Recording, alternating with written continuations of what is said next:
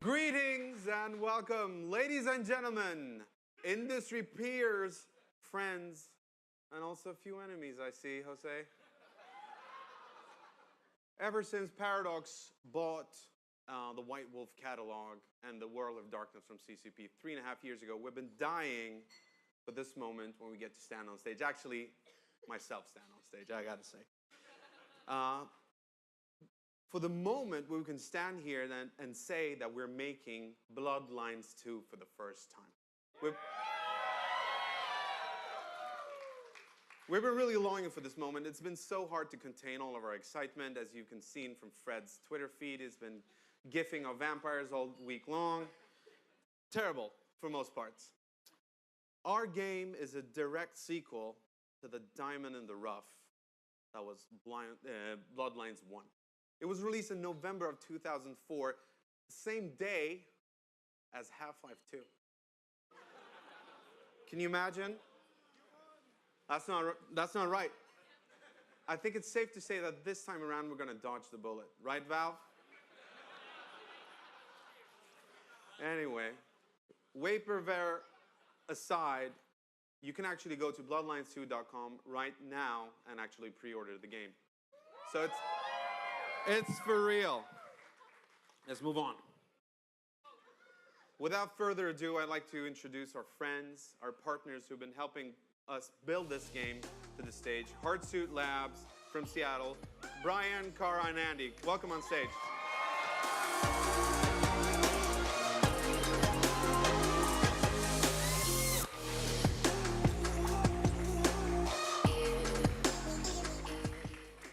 Welcome to San Francisco, people. Hey. Are you excited? Yeah. Finally, right? Yeah. Mm-hmm. Okay, good. Andy, let's start with you. Who the hell are you? Why are you here? And how did the story of Hardsuit Labs get started?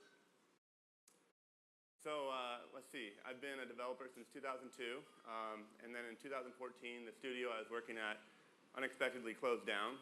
So my partner and I basically decided to start up a new studio. We handpicked about 15 developers around which to build, and we basically set out to make great games and become a great studio. And that's ultimately what brings us here today. Okay, and that brings us to Bloodlines 2, or as we've called it, Project Frasier the past few years. Yeah, for a very long time. How did that start? So let's see, the day that Paradox announced its acquisition of the World of Darkness IP, our creative director, Kai Clooney, came barging into my office and basically demanded that I reach out to Paradox that moment and tell them that regardless of whatever plans they had for the IP, we would be pitching them a game. And he then promptly brought on Brian, and the rest brings us here again. Good. Okay. So for those that are familiar with Bloodlines 1 and those that aren't, Kara, could you tell us a little about yourself, what's your role in the project, and what is the game? So I'm Kara Ellison. Andy and Brian brought me on. Thank you. Andy and Brian brought me on as a senior writer on this project. Well, Bloodlines 2 is going to be a direct successor to the original. It's going to look and feel like a Bloodlines game. You get to become a vampire with all of the amazing sexy power that comes from being a vampire. And it's going to be really reactive. All the conversations are going to change the way the world works and the way things are for you. It's just going to be amazing, and it's such a pleasure to write for. Okay. Brian, that leaves you. Tell us a little about your sordid history with Bloodlines. Yeah, so I kind of worked on the first one, was the lead writer for Bloodlines 1.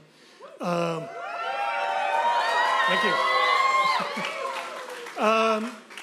So yeah, and now I'm the narrative lead at Hardsuit Labs. And we can finally talk about what we're working on after all these years. Okay, cool. So I think a Bloodlines game could probably go in like 100 different directions. Why this particular direction? And remember, don't spoil everything. We got a long campaign planned out for the rest of 19. So from day one, what was important to us was kind of identifying what makes a Bloodlines game and what could be improved on.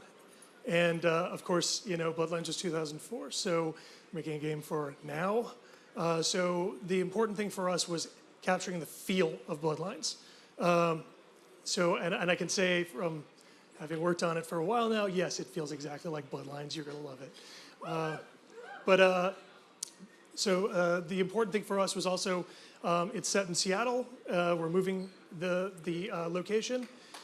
And we're going to explore the world's darkness in Seattle in this game. So why choose Seattle then? We're based there. And I'm happy you're not in Tulsa. yeah. One thing we liked about Seattle was it's really underutilized as a setting in movies and TV. The real Seattle, mostly it's Vancouver with a CGI Space Needle. So we wanted to give people the feel of Seattle, introduce them to locations, iconic locations in Seattle, and really we've delved into the history of Seattle and wanted to have it help shape the narrative. Okay. So it's been 15 years. Kara, what kind of advancement do you think that we'll see in the game? Bigger, longer sewers, just sewers, only sewers.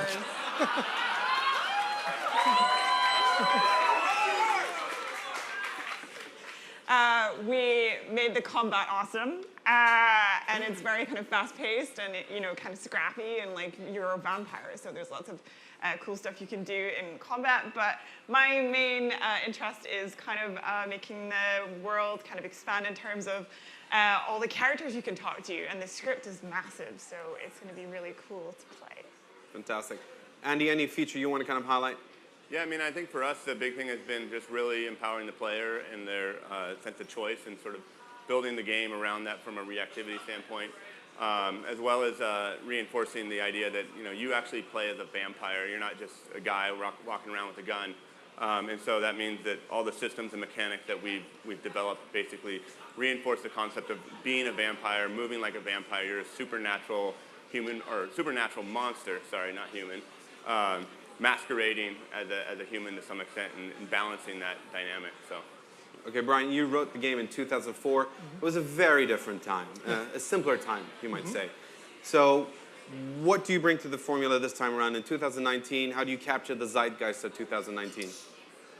For us, it's mostly we want to identify issues that we're, and make sure that we do our homework and make sure that we present them as best we can. Yeah. Fantastic. Any final words before you leave us? I just say that we're super excited to bring a great game to all the fans that have been waiting a long, long time. So, fantastic. Thank you so much, guys.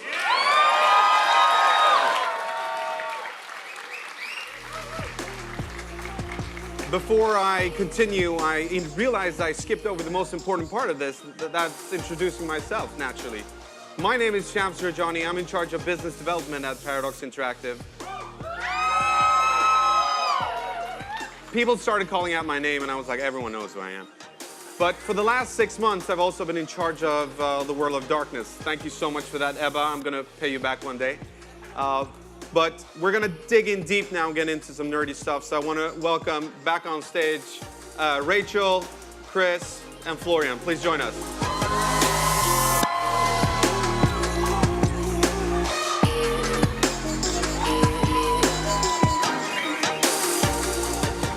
Okay, guys, are you nervous? A little bit. You should be. There are millions of people watching. No, they're not. That's the one right there. Okay. Florian, tell us, how did you get started on this project? Well, it's your fault. Yeah, it is my fault. So I think I came up in about half a year after what Andy described. I think it was number 4 or something like that at Paradox who actually saw the pitch, which none of us had expected because we weren't looking for a Bloodlines 2 at that point. They had put in their own money, they had put in their own time, and I was basically brought in to go, right, they are clearly passionate about this. Do they have the stuff to actually do it? And, I mean, it was a tremendous risk that Hard Suit Labs took. I kind of walked into that first Skype meeting going, I might be walking into the funeral of a friend. 1 hour later, I text you. It was late in the evening, going, I want to work with these people. I love their ideas for this game. And also, and then I basically ruined the rest of your night talking to you about what the pre-production needed to entail. Yeah. Okay, what's your role on the project? Oh, I'm product manager. Okay, cool. So in charge of everything, basically. It's my fault. Okay, fantastic. Okay, Chris, how... It's taken. Easy. Chris, tell us about your involvement on the project in a professional manner. Not... Yeah, I'll try to be as professional as possible. So when I joined Paradox, the project was already running for a couple of months, right? And on my first day, he wasn't there, and he just left a couple of documents on my table. So I'm like sitting there, reading through it, and of course back then it was still Project Frasier. There was no Bloodlines 2 on the documents.